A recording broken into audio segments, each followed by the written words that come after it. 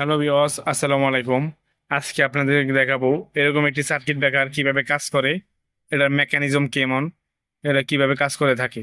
তো এটাকে খোলার জন্য আমরা এখানে যে এই সিডিউল দেখতে পাচ্ছেন, প্রত্যেকটা সিডিউতে রিফিট থাকে।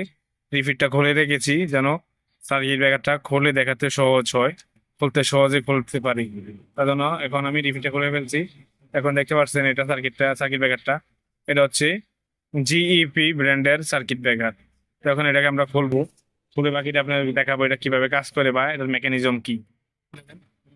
এখন এটাকে আমি যেহেতু রিফিট গুলো খুলে ফেলছি, এখন এই যে এদিক দিয়ে একটু টেস্টার দিয়ে দিলে দেখেন খুলে যাচ্ছে। এই যে খুলে ফেলছি, দেখতে পাচ্ছেন এই হচ্ছে এটার মেকানিজম। এটা কিভাবে কাজ করে আপনাদেরকে আমি বলি। এই যে এখান দিয়ে দেখতে পাচ্ছেন একটা কয়েল আছে তামার, সিটি কয়েল। এটার ভিতরে একটা স্প্রিং আছে বা পাত আছে। এটা যখন সুইচটা ভাবে চালু থাকে দেখতে পাচ্ছেন এটা এখানে আছে। যখন এই দিকে নির্ধারিত পরিমাণের বেশি কারেন্ট খরচ হয় বা এম্পিয়ার প্রবাহিত হয়, তখন এর ভিতর থেকে একটা স্প্রিং বাইর হয়ে এটাকে একটা এইভাবে চাপ দেয়। চাপ দিলে এটা সুইচটা অফ হয়ে যায়। এখানে মেকানিজমটা দেখতে পাচ্ছেন কিভাবে কাজ করতেছে। এভাবে কাজ করে সার্কিট ব্রেকার।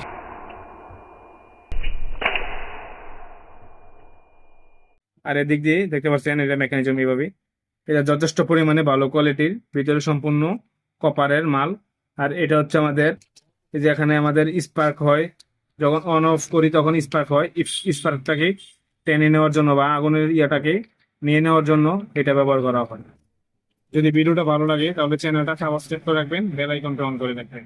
এটা দেখতে পারেন কিভাবে কাজ করে। যখন এভাবে থাকে, আমাদের কোনো শর্ট সার্কিট হইলেও এর ভিতর থেকে একটা পিন বাইর হয়ে আসে, এটাকে এভাবে চাপ দিয়ে অফ করে দেয়। অথবা নির্ধারিত পরিমাণের বেশি এম্পিয়ার কারেন্ট প্রবাহিত হইলেও সুইচটাকে এভাবে অফ করে দেয় সার্কিট ব্রেকারটাকে।